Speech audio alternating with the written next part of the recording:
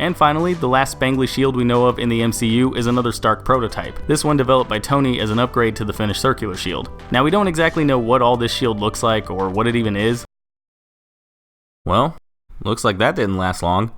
So in case you guys didn't know, or maybe forgot, I did a video a little while ago talking about all the different shields we've seen Captain America use in the Marvel Cinematic Universe.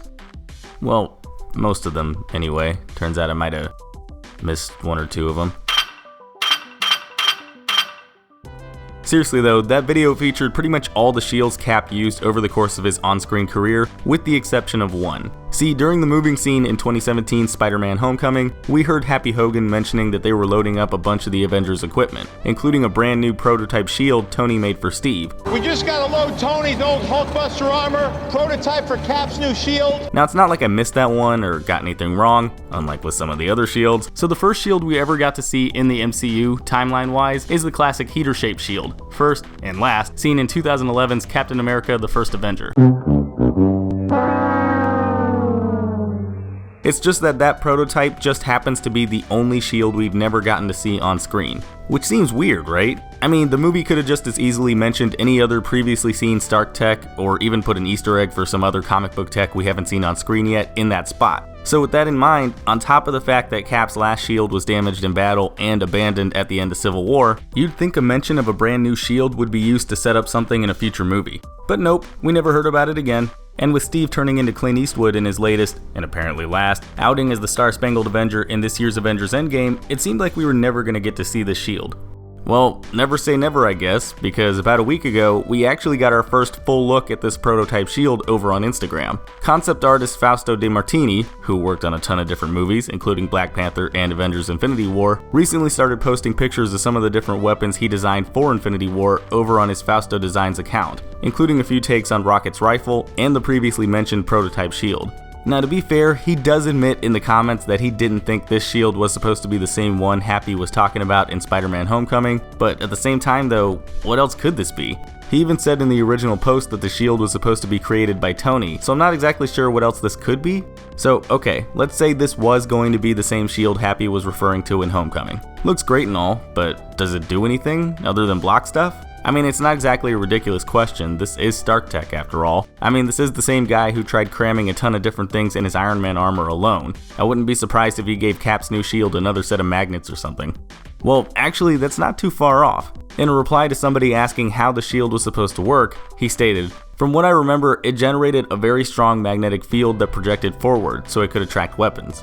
Now I don't know about you guys, but that to me, on top of the way the shield looks, makes it sound like this new shield Tony made was supposed to be pretty similar to how his arc reactor functioned. Seriously, think about it. The fact that the shield could generate a magnetic field, attracting other objects, does sound a lot like the little device keeping shrapnel from burrowing further into Tony's chest. You know, I've got a cluster of shrapnel trying every second to crawl its way into my heart. This stops it.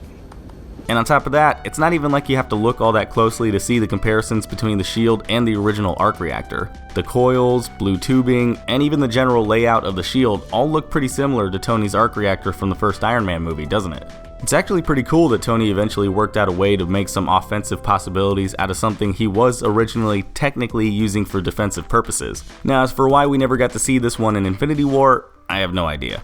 I assume we would have seen it at some point in the early drafts of Infinity War, but maybe after the decision was made to put Stark and a few of the other heroes on Titan, maybe the Russos figured there just wasn't anybody on Earth who knew where the shield was and could get it to Cap before Thanos' army started attacking.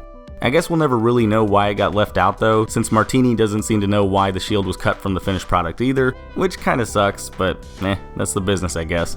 Either way, the coolest part about these pictures is that now we've actually seen every Captain America shield in the MCU. There's the trash can lid and cab door Steve used as shields before and after becoming a super soldier, the USO prop he briefly took into battle after becoming a super soldier, the vibranium shield made by Howard Stark, which Steve recolored during stealth missions with S.H.I.E.L.D., later getting the straps removed in favor of using electromagnets before getting them added back on, the Howard Stark prototype seen in the possession of Tony, who later ruins it to make a new core for his arc reactor, the Wakandan shields T'Challa gave Steve during the Outrider attack in Infinity War, the slightly different shield Cap took from the alternate timeline he made by going back in time and living with Peggy, and now this new magnetic prototype that we would have seen during Infinity War, but didn't for some reason. Honestly, it kinda sucks that we never got to see this new shield in action. Yeah, it doesn't really match the red, white, and blue theme Steve's usually rocking when he goes into battle, but it looks and sounds like it would have been a decent asset in the field.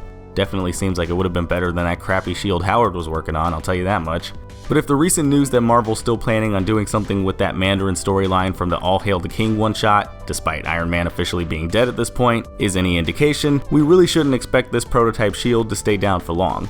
Who knows, maybe we'll see it on screen when Sam heads out into the field as the MCU's newest Captain America. Or maybe we'll see it get picked up by a totally different character, like the MCU version of Patriot, or the US Agent. There's plenty of other shield wielders in the Marvel Universe, and unless Kevin Feige feels like having a Reign of the Supermen type moment at some point in the future, I imagine at least one of these guys is going to need their own kind of shield.